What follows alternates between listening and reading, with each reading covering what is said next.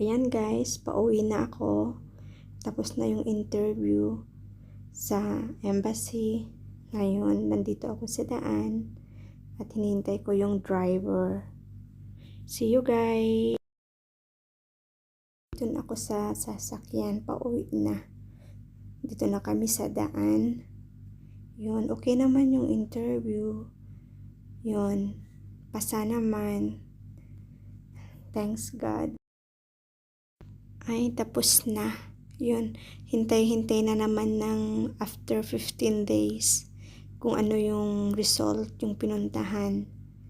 Yun, kasi nga, yun yung may nagkakwan. Gusto nila yung bagong contract sa UK.